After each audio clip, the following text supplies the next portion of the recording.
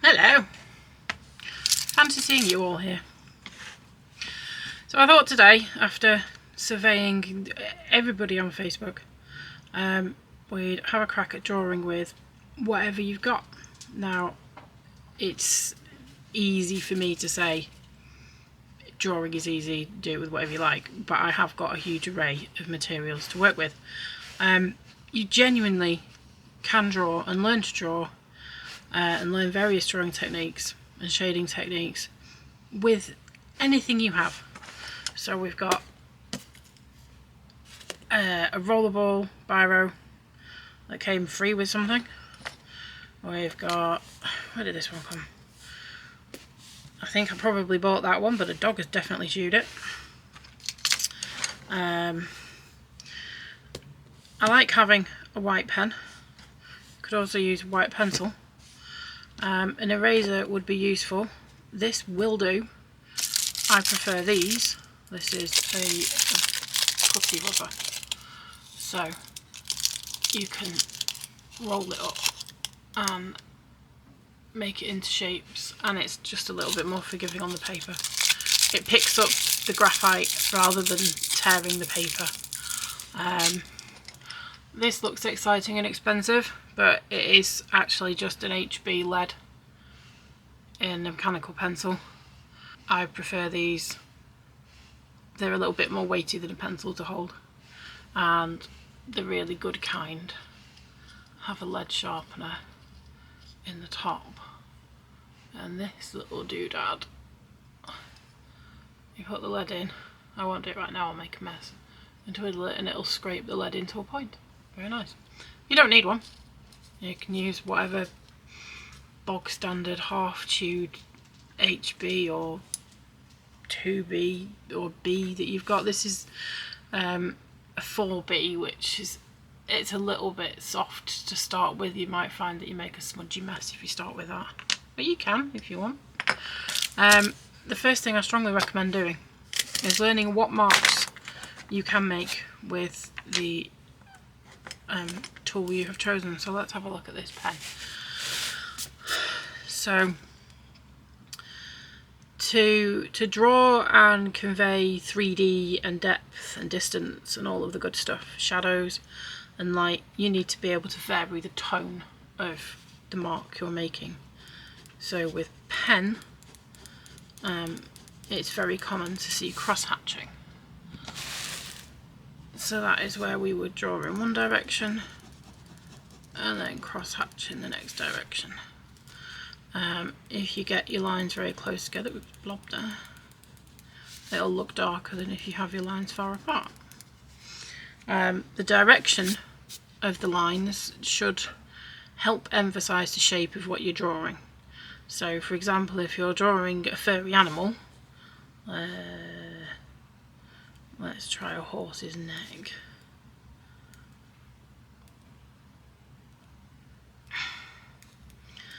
We would want to cross-hatch, we want the markings to go this way, because that's the direction the fur goes. If we were to go in the opposite direction as standalone marks, then we might not convey the shape correctly. Now there are times when we will do that, when we want to increase the strength of the tone that we're putting down. We might well go the other way. But just be aware of it. You don't have to stick to it completely, but be aware of it. If you're trying to draw something round, but your cross-hatching is completely straight, it may not entirely convey what you want. If you curve it slightly, it's probably going to look better.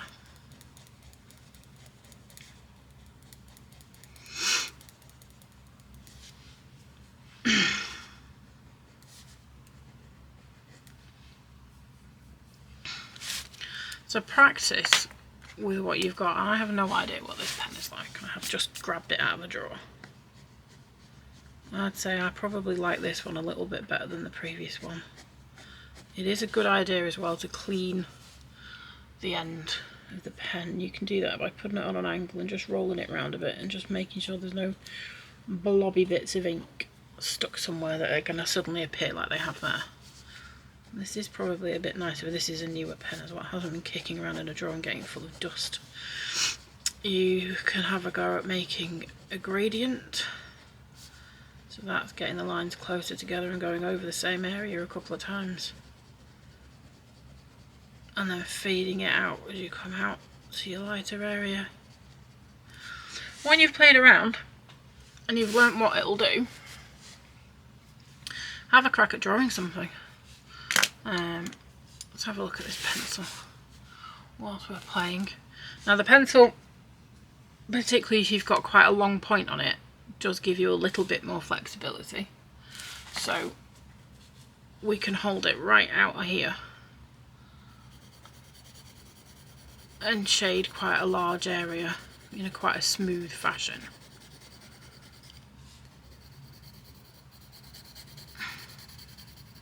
Which we're not going to be able to do with the ballpoint.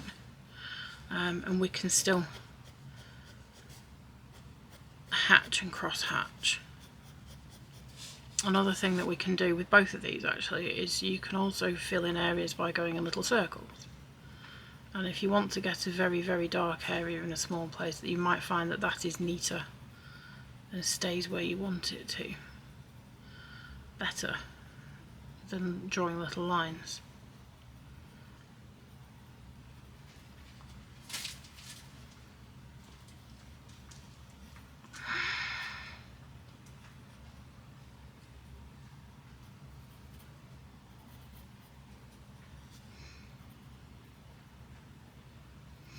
And the other benefit of pencil, of course, is we can erase.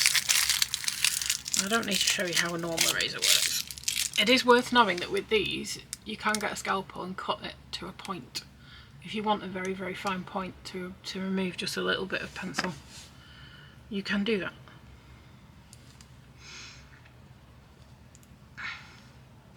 But these putty rubbers are a little bit sticky and will pick up. So you can make marks by taking material away as well as adding it, depending on what you choose to use, of course.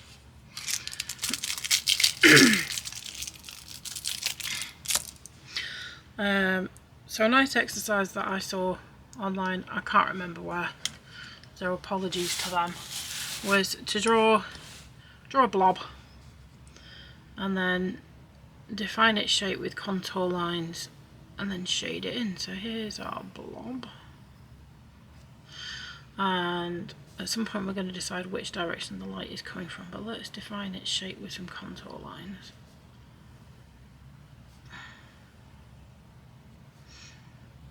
And these will help us shade it when we've decided what direction the light's coming from. I'm going to do some going the other way. And to a degree, you can decide what this looks like. Obviously,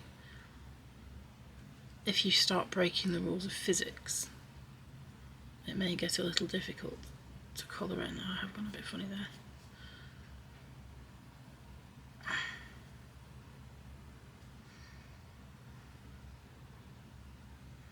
Each previous line is telling me what shape this is and where it's all going.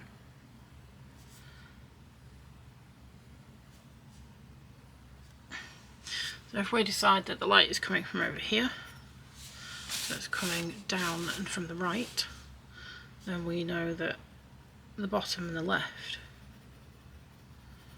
are going to be darker. And our contour lines tell us where this shape dips in and where it bulges out. So we know that this dip here must be in some degree of shadow, and around the back of this curve must be. And I'm trying to just get an even tone on here first, and then we can come back and darken it up later. Although I'm working in pencil, it's always a good idea, I think, to work as if you probably can't take something away again, and then if you can, it's a bonus. If you always work as if you can take something away again, when you start working in mediums where you can't do that, you're going to be in a bit of a pickle. So it might be a bit of shade there, and a bit there, maybe a little bit there. And it's going to be a lot darker under here. And a lot darker under here.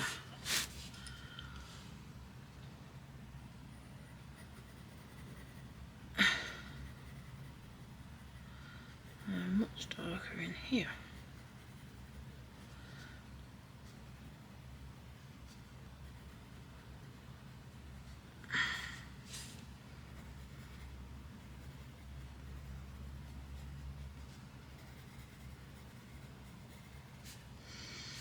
And we can look and see, do we need a bit more light shade? Yes, we do. Emphasize this shape a bit more. And because I'm working on a mid-tone paper, not a white paper, I've also got the ability to come in and put in highlights. If you're working on a white paper, the white paper is your lightest value, so you don't need to worry about that. But it can be fun to work on a mid-tone, so that you're starting in the middle, you can go darker and you can come lighter.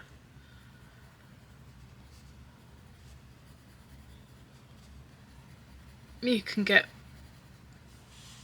toned pads like this very cheaply, I think. The Paint On brand is available in Hobbycraft, I think. Let's go with pencil since we're working in pencil. So all the areas where the light hits the most, they're going to be lighter.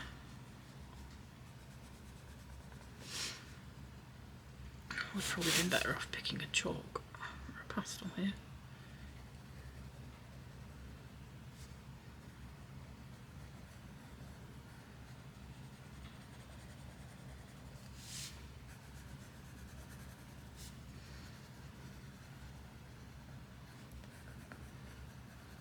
I find drawing an abstract, random shape from my imagination is a bit less stress, a bit less pressure than starting out trying to draw an actual object or from a reference image.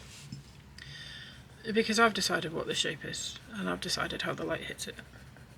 There isn't, I mean, there is some degree of wrong possible, but not as much as if I'm trying to copy a real object.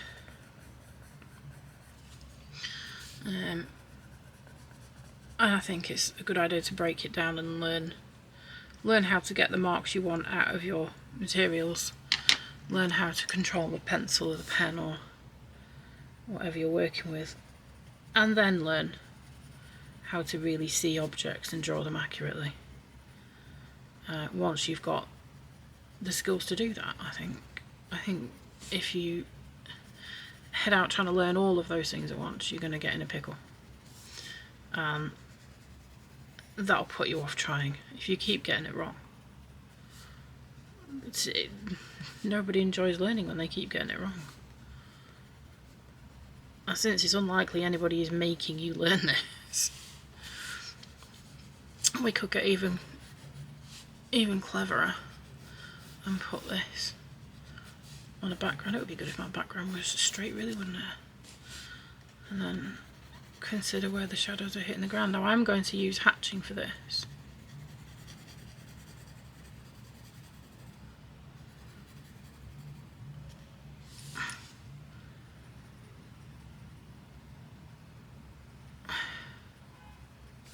And when drawing the surface something is sitting on, I want to think about how shiny that surface is. Is it a dull matte surface or is it shiny?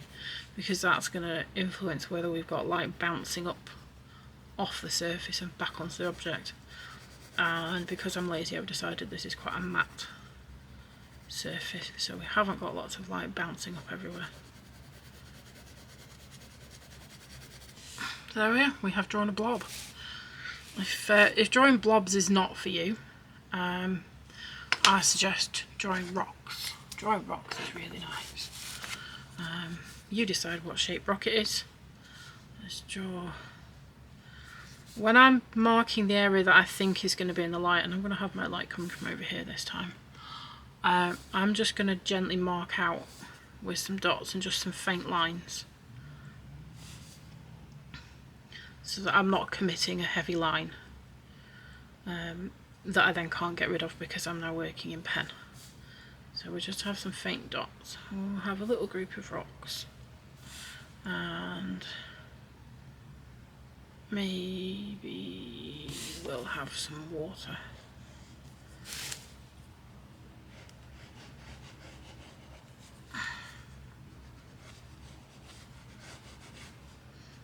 Another rock in the distance. How about there? So now our light's coming from over here. That means it's going to be casting shadows over here. So we can come in, and I'm going to go round and round and round and round and round, because these are the sort of rocks that are sort of smooth and bobbly, rather than the kind that are sort of linear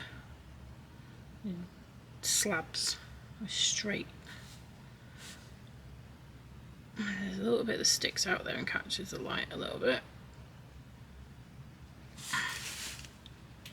It's very dark there where it meets the water, and as it meets the water, we're going to see some reflection of that dark value in the water as well.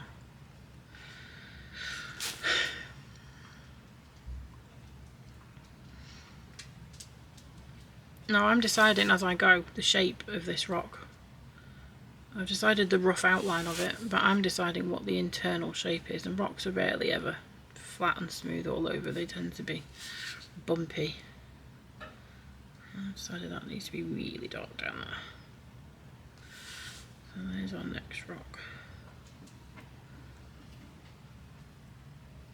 If I want to, I can decide that there are some little projections that are catching the light that will help define the shape a little bit more. And you can do that. It's your rock.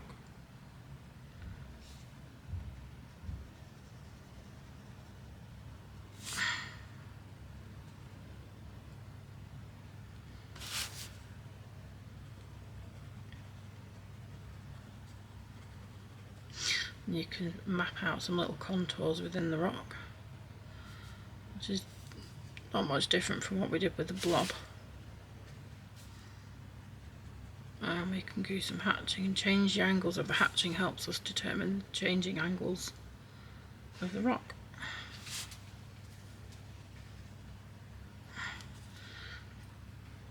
Now, because these are next to water, there is going to be some light bouncing around, so we can get a little bit loose with the rules of where the light goes. This rock is behind another rock, so there won't really be any reflected light up there.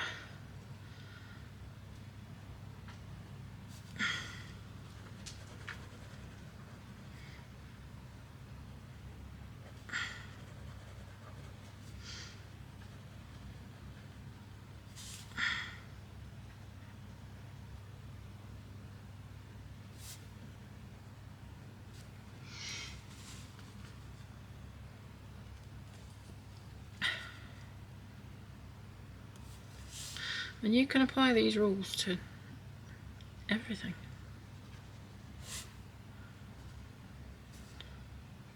It doesn't have to be rocks or blobs.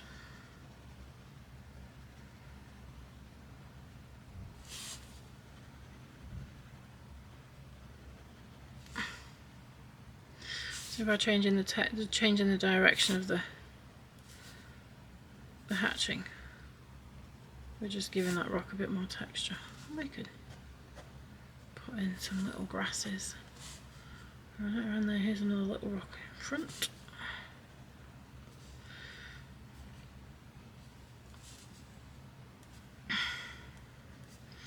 A little flatter rock.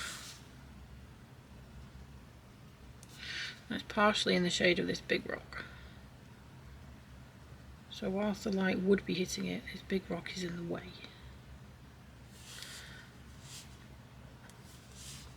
So some grasses coming from behind there as well.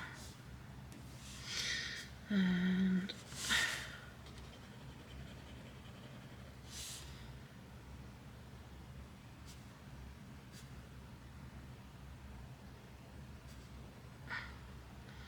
bring it darker in here. There's our rock coming down to the water.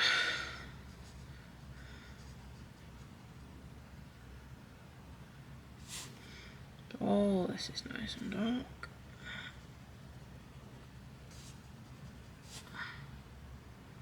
I'm trying to rush now because I want to get to doing the water because that can look magical.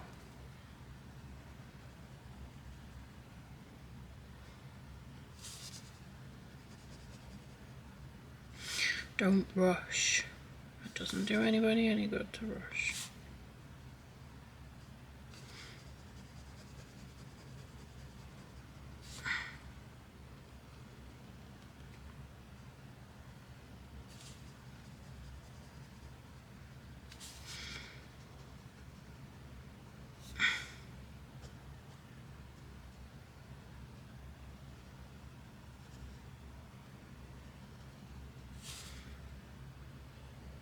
And again, because we're on the mid-tone paper, we can come back in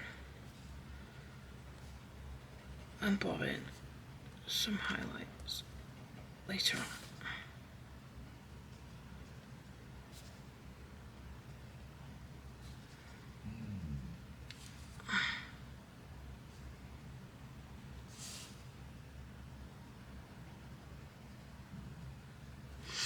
So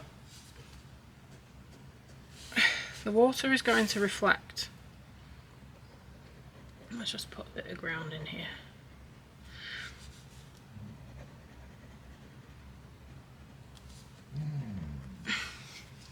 Check that I'm still on screen. The water will reflect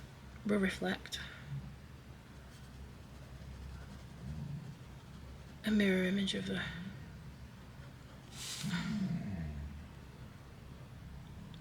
weird moaning noise in the background is of Baggins. We're going to get the reflection coming down and we're going to get the shadow coming out as our light is over here. So shadow coming down, that's the only one we can see. I'm sorry, reflection coming down, shadow coming out.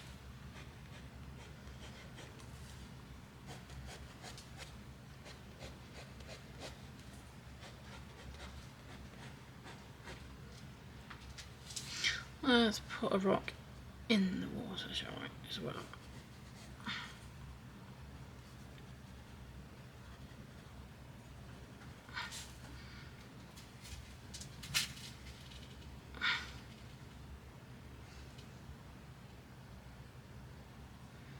And this one's just low enough that and far enough out that it's not catching the shadow from the other rocks. But it is casting its own shadow. And the water comes back up here and goes off into the distance.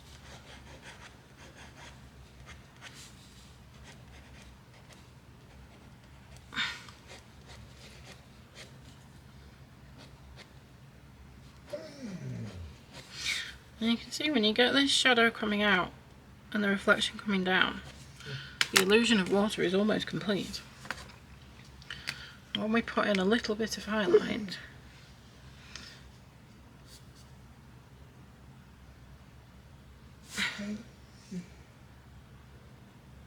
and I'm stippling a lot of this, I don't want a huge great swathe of bright, because these rocks aren't white. I just want a little hint. Pick out that texture.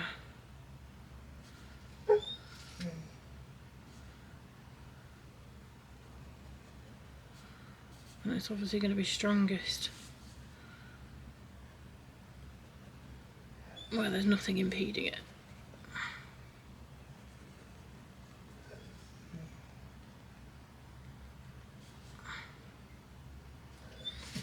Hang on, Baggins.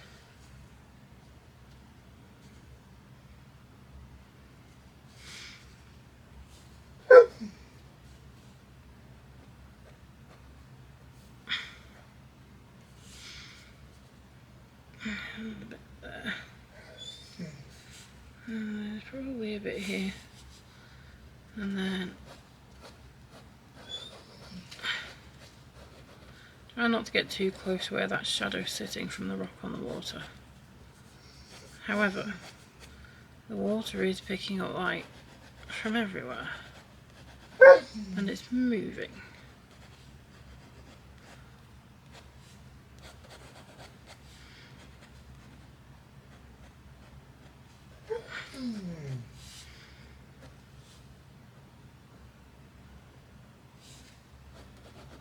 And there we go. The illusion is... Oh, no. I'll pick out a bit on that rock.